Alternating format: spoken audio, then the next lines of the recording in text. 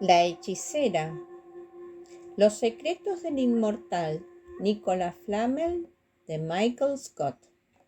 Novela de realismo mágico en 70 capítulos. Capítulo 43. Asustada, entumecida y agotada, Sophie intentó con todas sus fuerzas alejarse del vagabundo. Se había estrujado entre los mellizos y la joven podía sentir cómo una humedad fría traspasaba de los abrigos del vagabundo a sus vaqueros y a su brazo izquierdo. En el otro lado, Sophie se percató de que su hermano también se había apartado de él, y por el rabillo del ojo logró ver que Nicolás se había inclinado hacia adelante, sumergiéndose aún más en las sombras. Observó cómo Flamel levantó la mano derecha y discretamente se la colocaba sobre la boca, cubriéndose así la parte inferior de su rostro. Le dio la sensación de que intentaba esconderse del anciano mugriento. «Oh, pero esto no funciona», dijo Gilgamesh. Enseguida se alzó y se acomodó en el diminuto asiento desplegable que había justo delante de ellos. «Ahora puedo veros bien», anunció mientras daba palmadas. «Y bien, ¿qué tenemos aquí?» Los semáforos, las farolas de las calles y los faros de los otros coches iluminaban brevemente el interior del coche. Ladeando ligeramente la cabeza, Sophie se concentró en el vagabundo, observando cada detalle con sus sentidos agudizados. Evidentemente esta no podía ser la persona por la que se habían desplazado hasta Londres. El inmortal conocido bajo el nombre de Gilgamesh, el humano más viejo del planeta. Nicolás le había llamado rey y Palamedes les había asegurado que estaba loco de remate. No parecía ni una cosa ni la otra, solo un viejo e inofensivo vagabundo que llevaba demasiadas piezas de ropa encima y que necesitaba urgentemente un corte de pelo y barba. Pero si algo le habían enseñado los últimos días que había vivido, es que nada era lo que parecía. «Bueno, esto es muy agradable», reconoció Gilgamesh mientras apoyaba las manos en las rodillas. Sonrió felizmente. Pronunció las palabras en un inglés que dejaba entrever un acento difícil de definir, quizá de Oriente Medio. «Siempre digo que uno, cuando se levanta, nunca sabe cómo acabará el día. Eso te mantiene joven». «¿Y cuántos años tienes?», preguntó Josh. «Muchos», respondió sencillamente Gilgamesh. Después sonrió y agregó: «Soy más viejo de lo que aparento, pero no tan viejo como yo me siento». Unas imágenes aleatorias comenzaron a danzar en la mente de Sophie. Se trataba de los recuerdos de la bruja. Juana de Arco le había enseñado cómo ignorarlos, además de hacer desaparecer el murmullo constante de voces y ruidos que oía en el interior de su cabeza, pero esta vez, y de forma deliberada, Sophie permitió que se introdujeran. Gilgamesh, sin envejecer ni cambiar. Gilgamesh, alto y orgulloso, un gobernante, ataviado con ropajes de una docena de épocas y varias civilizaciones, de Sumeria y de Agadé, de Babilonia, de Egipto, de Grecia y Roma, y posteriormente vestido con las pieles de Gales y Gran Bretaña. Gilgamesh, el guerrero, encabezando a los celtas y a los vikingos, a los rus y a los hunos, a una batalla que se libraba contra hombres y monstruos. Gilgamesh, el maestro, luciendo los ropajes blancos característicos de un sacerdote, con un roble y un muérdago entre las manos. Los ojos de Sophie parpadearon hasta teñirse de plateado y con un suspiro ronco anunció: «Eres el anciano de los días». Gilgamesh respiró profundamente. «Ha pasado mucho tiempo desde la última vez que alguien me llamó así», dijo en voz baja. «¿Quién te lo ha dicho?» Su voz desprendía un ápice de miedo, de terror. La joven sacudió la cabeza. «Simplemente lo sé». Josh sonrió. «¿Eres tan anciano como las pirámides?» «Más anciano, mucho más anciano», respondió felizmente Gilgamesh. «La edad del rey se mide en milenios, no en siglos», sugirió Palamedes desde el asiento del conductor. Sophie calculó que Gilgamesh no era mucho más alto que Josh, pero con la cantidad de ropa que llevaba, abrigos encima de abrigos, varios de ellos de lana, camisetas y sudaderas con capucha, parecía más corpulento. Además, la cabellera salvaje y la barba enmarañada le otorgaban el aspecto de un anciano. Fijándose atentamente, Sophie descubrió que el vagabundo le recordaba a su padre, pues ambos tenían una frente ancha, una nariz larga y recta, y unos ojos brillantes y azules que se destacaban sobre una tez bronceada. Pensó que, más o menos, ambos rondarían la misma edad, unos 40 y tantos años. Pasaron junto a una tienda cuyo escaparate estaba muy iluminado. El resplandor aclaró el interior del taxi con una luz amarillenta. Fue en ese instante cuando Sophie se dio cuenta de que aquello que, en un principio, pensó que eran parches desteñidos y sucios que tapaban algún agujero sobre la ropa del rey, eran en realidad símbolos extraños y líneas escritas sobre la tela, como si hubieran sido escritas con un rotulador permanente negro. Entornando los ojos averiguó que aquello que parecían unos jeroglíficos egipcios y una escritura cuneiforme y lo que a primera vista había catalogado como harapos y rasguños en la tela eran puntadas de una escritura primitiva. Estaba segura de que había visto lápidas de piedras ancestrales en las investigaciones de sus padres con grabaciones similares a esas. Sophie fue consciente de que el hombre la observaba y también a su hermano. Clavando su mirada azul en ambos rostros, frunciendo el ceño y arrugando la nariz mientras se concentraba. Antes de que pronunciara sus palabras, Sophie supo perfectamente lo que iba a decir. «¡Os conozco!». Sophie miró a su hermano. El dios astado había articulado exactamente las mismas palabras.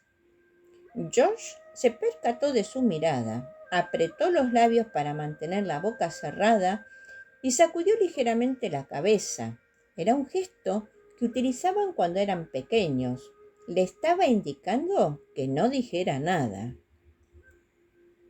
«¿Dónde nos conocimos?», preguntó el joven. Gilgamesh apoyó sus codos sobre las rodillas y se inclinó hacia adelante. Juntó las palmas en las manos con los dedos extendidos y colocó los dedos índices en la hendidura de su nariz mientras les contemplaba fijamente. «Nos vimos hace mucho tiempo», respondió finalmente. «No, eso no es verdad. Os vi luchar y perecer». De repente su voz cambió de tono y sus ojos se llenaron de lágrimas. El tono de voz fue más áspero, expresando así su dolor. «Vi cómo moríais». Sophie y George se miraron el uno al otro, perplejos, pero Flamel se removió entre las sombras y se adelantó a sus preguntas. La memoria del rey suele equivocarse, dijo rápidamente. No creáis todo lo que os diga, añadió, como si se tratara de un aviso. ¿Nos viste morir? Preguntó Sophie, ignorando a Flamel. Las palabras de Gilgamesh habían despertado recuerdos fantasmagóricos, pero a pesar de intentar concentrarse en ellos, se deslizaban hasta desvanecer por completo. Los cielos sangraban lágrimas de fuego, los océanos hervían y la tierra se partió en dos, relató Gilgamesh en un susurro perdido. ¿Cuándo ocurrió eso?, preguntó enseguida Josh, ansioso por conocer más información. En una época anterior al tiempo, en una época anterior a la historia. Nada de lo que el rey diga puede tomarse como preciso, añadió Flamel con una voz que retumbó en el silencio interior del taxi. Su acento francés se había pronunciado, lo que ocurría cada vez que el alquimista se encontraba bajo presión. No estoy seguro de que el cerebro humano esté diseñado para mantener y almacenar algo parecido a una sabiduría de milenios. Su Majestad suele confundirse. Sophie alargó el brazo y apretó la mano de su hermano. Cuando éste la miró, fue ella quien apretó los labios y sacudió la cabeza, aconsejándole que no dijera una sola palabra. Necesitaba tiempo para explorar los recuerdos y pensamientos de la bruja. Había algo en algún rincón de su conciencia, algo oscuro y horripilante, algo relacionado con Gilgamesh y los mellizos. Vio cómo su hermano asentía con un leve movimiento de cabeza y entonces se giró hacia el vagabundo. ¿Así que tienes 10.000 años?, preguntó cuidadosamente. Mucha gente se echa a reír cuando lo digo, respondió Gilgamesh, pero vosotros no. ¿Por qué? Josh sonrió. En el último par de días, mis sentidos han sido despertados por una leyenda enterrada. Me he subido a los lomos de un dragón y he luchado contra el dios Astado. He visitado un mundo de sombras y he contemplado un árbol de la misma edad que el propio mundo. He sido testigo de cómo hombres se convertían en lobos y perros. He observado a una mujer con la cabeza de un gato, o quizá era un gato con un cuerpo de mujer. Así que, para ser honesto, un hombre de 10.000 años de edad no me resulta tan extraño. De hecho, eres de las personas con aspecto más normal de las que últimamente he conocido. Sin ofender, añadió rápidamente. Tranquilo, asintió Gilgamesh. Quizá tenga más de 10.000 años. Suspiró con una voz que repentinamente cambió a un tono que denotaba cansancio. O quizá solo soy un viejo tonto y confundido. Muchas personas me lo han dicho, aunque todas ellas están muertas, agregó con una sonrisa. Se retorció en el asiento y dio unos golpecitos en el cristal de la ventanilla. ¿Dónde nos dirigimos, Pali? El caballero sarraceno era una mera figura en la oscuridad. Bueno, primero queríamos verte. Gilgamesh sonrió felizmente. Y después queríamos sacarles de esta isla. Me dirijo al Henge. ¿Al Henge?, preguntó el vagabundo con el ceño fruncido. ¿Lo conozco? Stonehenge, explicó Flamel desde las sombras. Deberías conocerlo. Tú ayudaste a construirlo. La brillante mirada azul de Gilgamesh se nubló. Entornó los ojos hacia el alquimista, intentando distinguirle entre la oscuridad. ¿De verdad? No lo recuerdo. Eso ocurrió hace mucho tiempo, murmuró Flamel. Creo que empezaste a levantar las piedras hace más de 4.000 años. Oh, no, es mucho más antiguo, interrumpió inesperadamente Gilgamesh.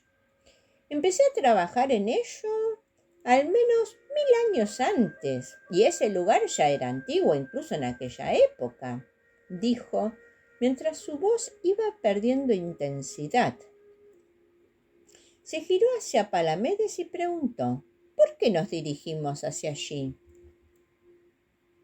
Vamos a intentar activar una de las líneas telúricas más ancestrales para poder sacarles del país. Gilgamesh afirmó con un gesto de cabeza. Ah, líneas telúricas, así es.